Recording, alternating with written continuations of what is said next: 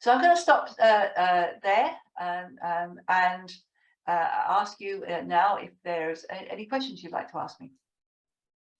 Thank you so much, Sian. That was absolutely fascinating. And I don't know if anyone else found those gifts slightly uncanny, but completely interesting.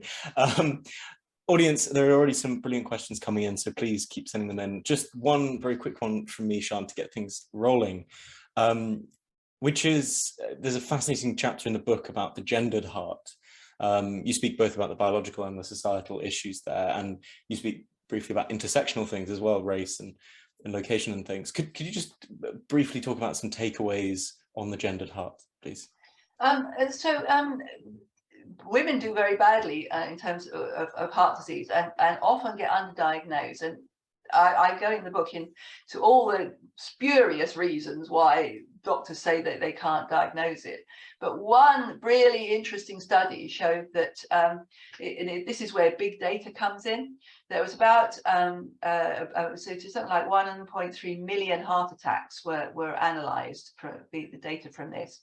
And they showed that patients who were treated by female patients who were treated by a male doctor did worse, about twice as badly as in terms of outcome as if they had been treated by a female doctor.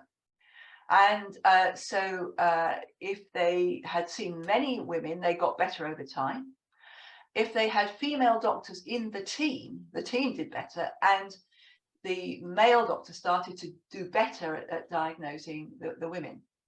And so I go into this bit about why that might be, and is it because women's heart attack symptoms are different? Well, they're not that different.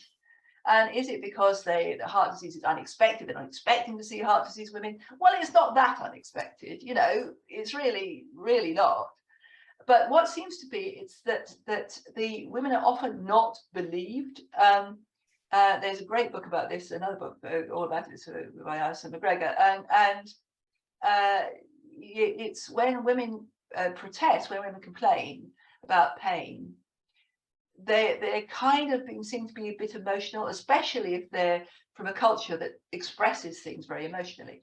And the more you try to convince somebody you're in pain, the more they think you're hysterical. And I'm indebted to this other book for the quote that if you want to get taken seriously, bring a man with you to explain.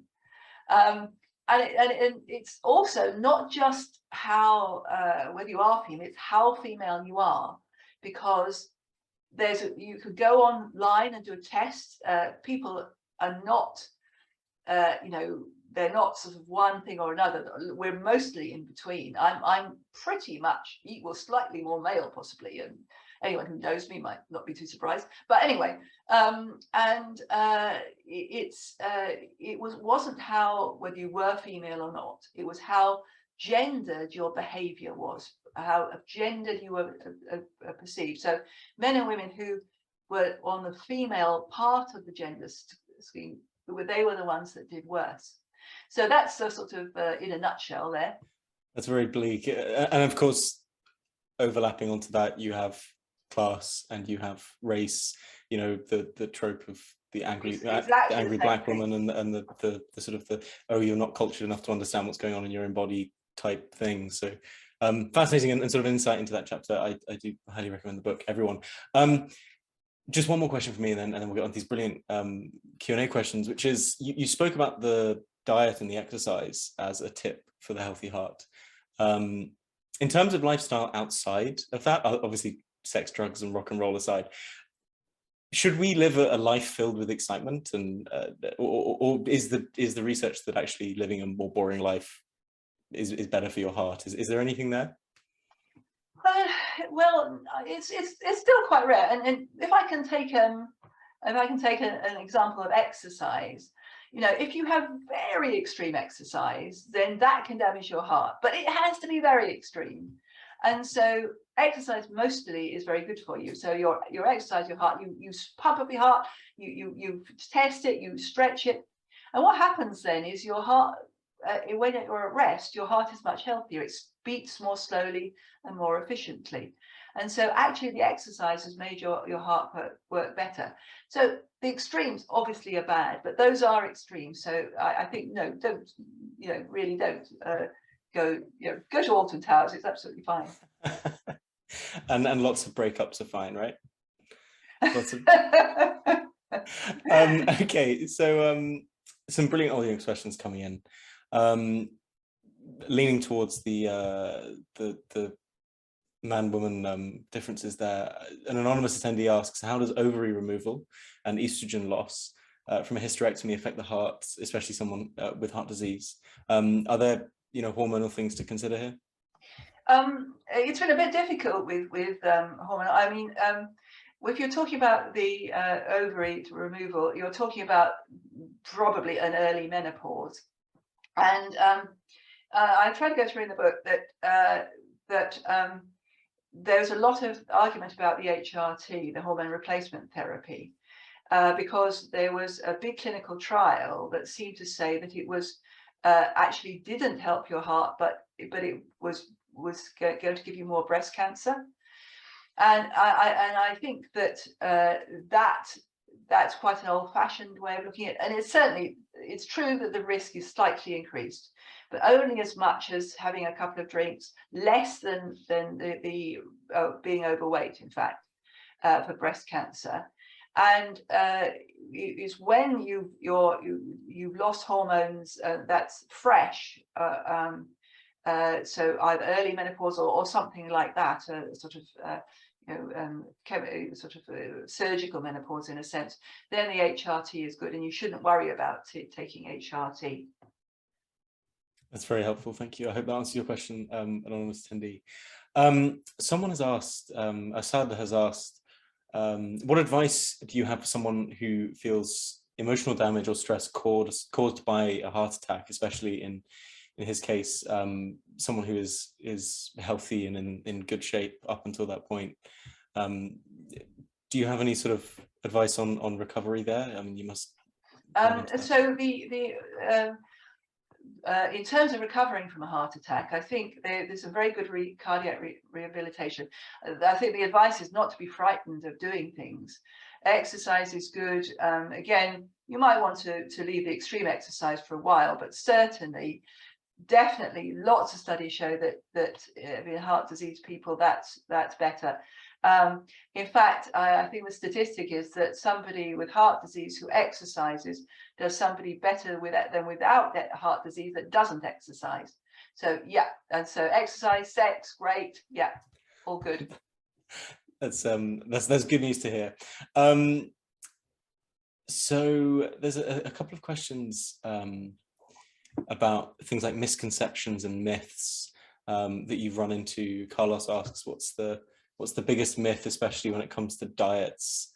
I mean, we hear it's practically every day that you hear X is good for the heart, or I think red wine is both terrible and good for the heart, depending on who you ask. Chocolate's the same.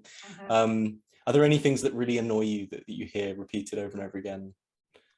Well, it's not so much that it annoys me, but I worry a bit about it. That as I was saying, that with blood pressure and with cholesterol and lipids, obviously the lifestyle, you want I don't want to discourage people from living a healthy lifestyle, really, so I don't want to do that, but there's only so much you can do. I mean, eggs have got a lot of cholesterol in, but they don't increase your cholesterol. So the relationship between eating cholesterol and having high cholesterol is not quite so clear cut. So I would, people who say, oh, it's a weakness to take tablets. I don't like taking tablets.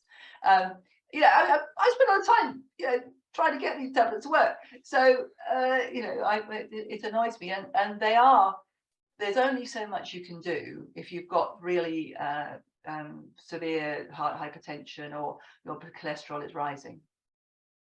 That's really useful, thank you. And generally speaking, don't listen to anything on the front page of a newspaper as a cure-all. I think is probably useful.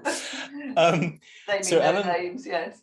No, we don't want to get sued. Eleanor has asked, do we know why men aren't protected by Takotsubo mechanism? Do we know why that is?